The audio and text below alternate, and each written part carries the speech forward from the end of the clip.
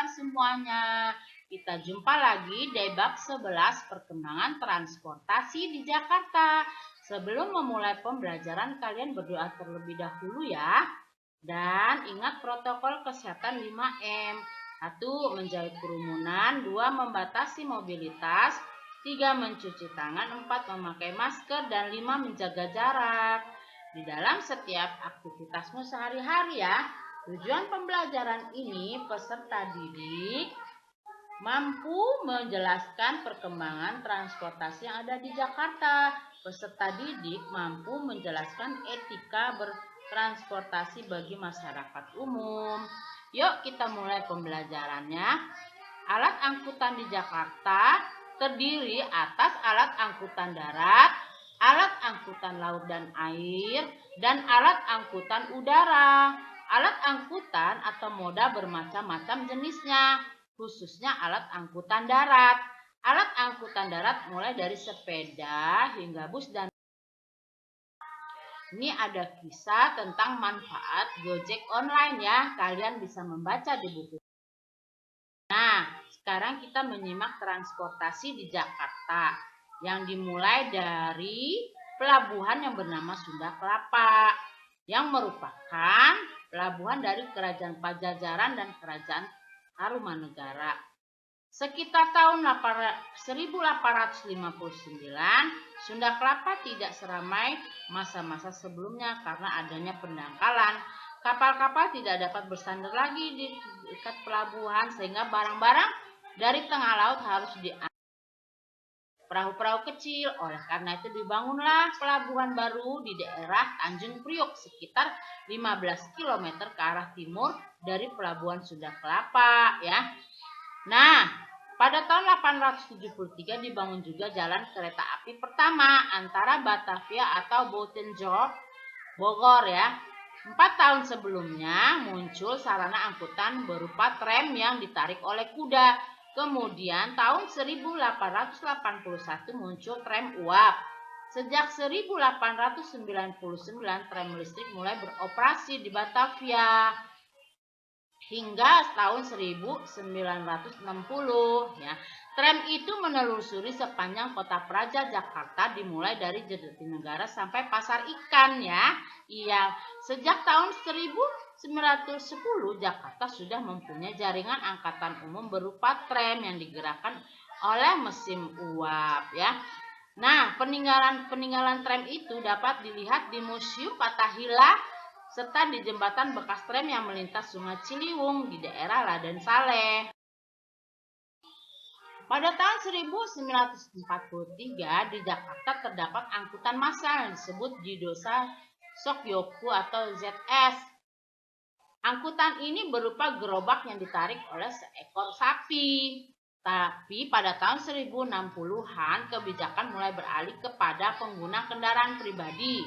Hal tersebut dimulai ketika Presiden Soekarno memerintahkan penghapusan tram di Jakarta karena dianggap sudah tidak cocok lagi untuk kota sebesar Jakarta.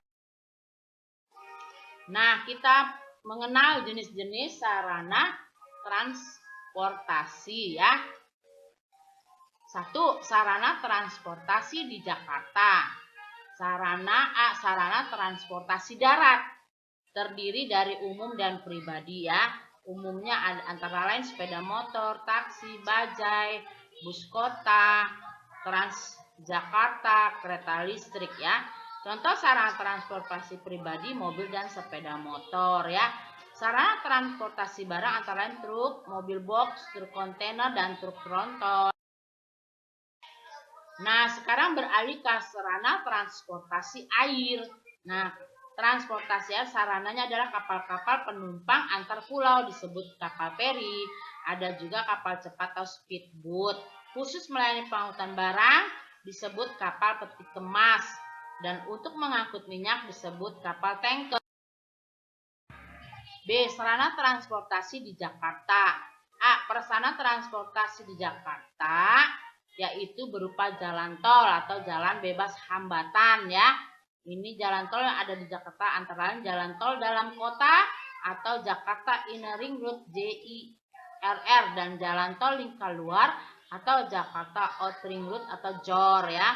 Jalan tol bandara, jalan tol Jakarta Cikampek Bandung, dan lain-lain ya. Ini ada gambar stasiun Jakarta Kota. Adalah tempat kereta api dan tempat menunggu calon penumpang kereta yang ada di Jakarta stasiun ini ya. Selain itu ada juga stasiun Gambir, stasiun Gondangdia, stasiun Manggarai, stasiun Jakarta Kota, stasiun Negara, dan lain-lain ya. 3. Jalur kereta api yang ada di Jakarta adalah antara lain Jakarta Kota Manggarai, Jakarta Kota Duri, Jakarta Kota Negara, Jatinegara, Manggarai Jatinegara, Jatinegara Cikampek, Tanah Abang Manggarai, Manggarai Padalarang, jalur KA Ancol Tanjung Priuk, jalur KA Jakarta Surabaya lewat jalur utara dan selatan, jalur Jakarta Bekasi, Depok, Bogor, Tangerang, Serpong. 4. Terminal-terminal. Ada terminal Kampung Rambutan, ada terminal Pulau Gadung, ada terminal Blok M, terminal Transjakarta di Blok M, terminal Senin, dan sebagainya. Di saat ini Jakarta memiliki 22 terminal. Nah, ini prasarana transportasi air. Prasarana transportasi air yang ada di Jakarta adalah Pelabuhan Tanjung Priuk, Pelabuhan Sunda Kelapa, dan Pelabuhan Kapal Persiar atau Marina di Ancol. Pelabuhan Tanjung Priuk adalah pelabuhan terbesar dan tersibuk di Indonesia. Nah, sekarang prasarana transportasi udara, yaitu Bandara Internasional Soekarno-Hatta atau Cengkareng dan Bandara Halim Perdana Kusuma. Bandara Soekarno-Hatta adalah bandara utama yang melayani penerbangan internasional yang terletak di Kabupaten Tangerang dan mulai beroperasi tanggal 1 April 1985 ya, untuk menggantikan peran Bandara Kemayoran nih, Soekarno-Hatta ini yang di Jakarta Pusat dan Halim Perdana Kusuma di Jakarta Timur. 3. Sarana dan prasarana transportasi alternatif. Ya, nah Provinsi DKI Jakarta membangun kereta monorail atau waterways.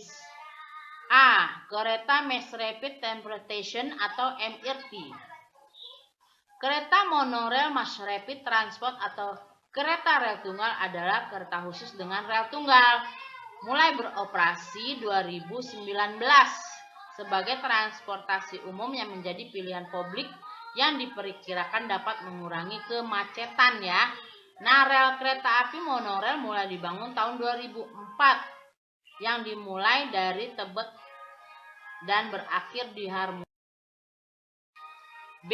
Waterway. Waterway atau angkutan sungai adalah sebuah sistem transportasi alternatif yang penggunaannya diresmikan oleh Gubernur DKI Jakarta Sutioso pada tanggal 6 Juni 2007 dan dengan rute Halimun Karet sepanjang 1,7 km dan rute Manggarai Karet sepanjang 3,6 meter ya. Mengoperasikan 2 unit kapal adalah KM Prabu 3 dan KM Prabu 4 yang masing-masing berkapasitas 20. Sarana transportasi berbasis online. Pada tahun 2014 mulai beroperasi transportasi berbasis online di Jakarta. Yang memesan ojek sepeda motor, konsumen bisa memanfaatkan aplikasi lewat telepon genggam ya. Menggunakan ojek roda 2 dengan menggunakan aplikasi telepon genggam, model transport online ini sudah berkembang di seluruh Indonesia. Pada tahun 2015, aplikasi ojek online mulai beroperasi pada bulan Januari, layanan Grab Bike 4 bulan kemudian. Gojek mulai berkembang sejak munculnya aplikasi mobile perangkat Android dan iOS di awal Januari 2015 ya. Kemudian memicu timbulnya perusahaan transportasi lain yang berbisnis sama seperti Bluejack, Topjack, Ladyjack, dan Jagger Taxi. Nah, ini adalah berkarya kita buat sebuah karangan buat pengalamanmu ya, menggunakan sarana dan prasarana transportasi di Jakarta. Kumpulkan karanganmu kepada Bapak atau Ibu guru untuk dinilai. Nah, ini lembar penilaian laporannya, nanti ibu atau bapak guru. Manfaat sarana transportasi. Gambar di samping adalah sarana prasarana transportasi. Sangat bermanfaat bagi aktivitas manusia. Adanya sarana dan prasarana transportasi semakin mempercepat waktu tempuh menuju suatu tempat. Sarana dan prasarana transportasi bermanfaat secara ekonomi, sosial, politik, dan manfaat secara ekonomi yaitu adanya prasarana transportasi sangat bermanfaat untuk mendukung proses perdagangan. Ya, misalkan Persediaan beras di Indonesia dapat dengan cepat didistribusikan ke Jakarta. Ya, manfaat sosial nih ada 4. Pelayanan untuk perorangan atau kelompok, mempercepat pertukaran atau menyampaikan informasi, sarana berpergian dan berekreasi, untuk bersantai, mempercepat waktu tempuh perjalanan, memencarkan penduduk ya. Manfaat politik. Ya, manfaat politiknya apa nih?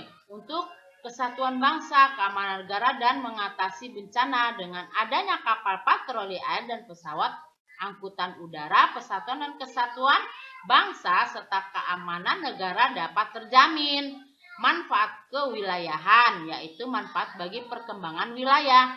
Dengan adanya sarana dan prasarana transportasi, kebutuhan penduduk di kota, desa, atau pedalaman dapat terpenuhi dengan cepat. Dengan demikian, wilayah perkotaan, pedesaan, dan pedalaman saling. D. Memelihara sarana dan prasarana transportasi. Bagaimana memelihara sarana transportasi? Yaitu kita harus mengecek kendaraan secara berkala dan melakukan servis di bengkel secara rutin ya.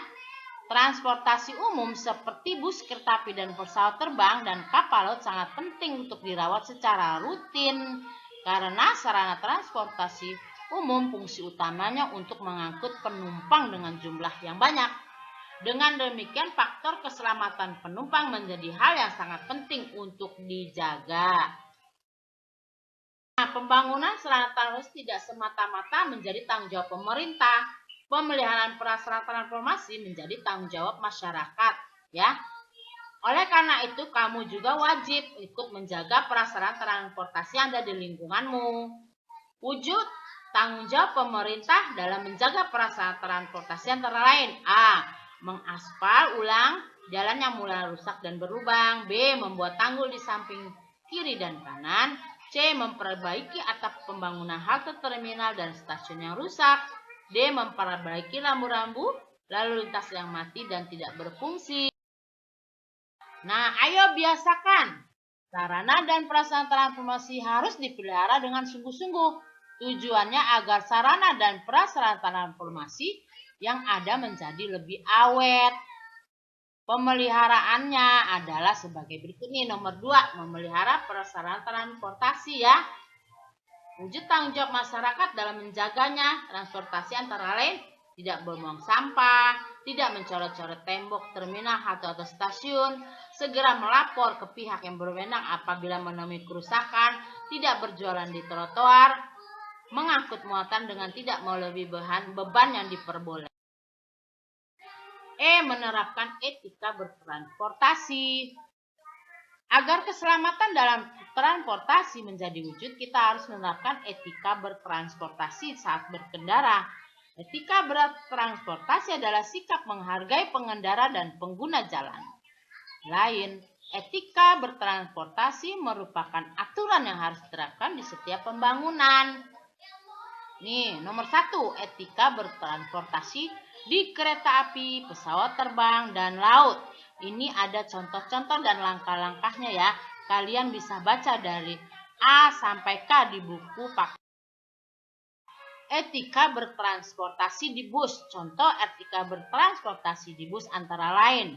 Ini ada bacaannya A sampai I. Kalian bisa baca ya. 3. Etika bertransportasi menggunakan mobil pribadi dan sepeda.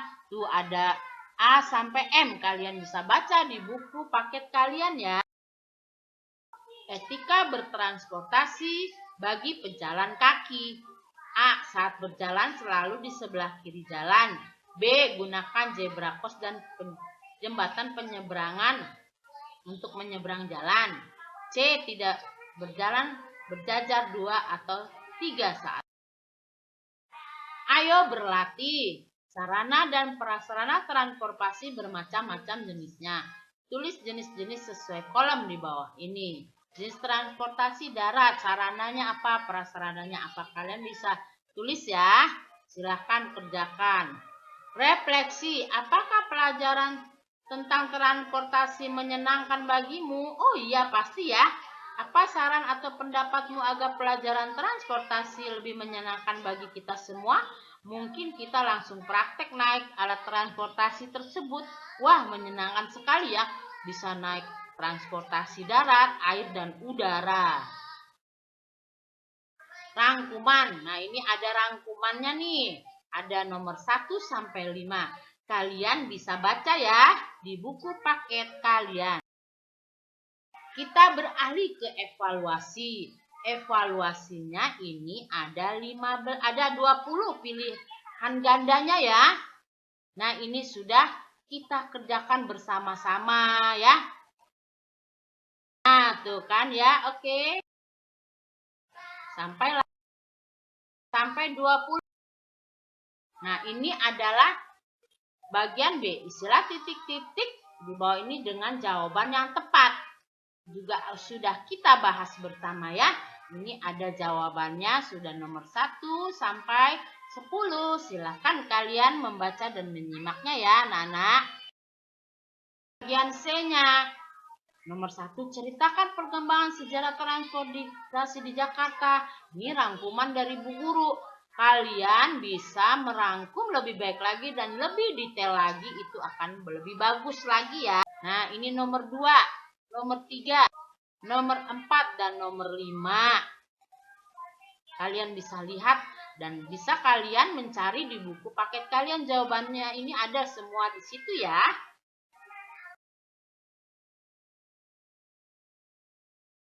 Demikianlah pembelajaran lingkungan dan budaya Jakarta bab 11. Perkembangan transportasi di Jakarta untuk kelas 4 SD dan MI. Semoga bermanfaat. Terima kasih ya. Dan mohon maaf jika ada kekurangan. Sampai jumpa lagi di bab berikutnya, bab 12. Mengenal tempat wisata bersejarah di Jakarta. Jangan lupa ya, like, share, komen, and subscribe-nya di YouTube Ratnasari Harahap. Wassalamualaikum warahmatullahi wabarakatuh. Dan salam sejahtera.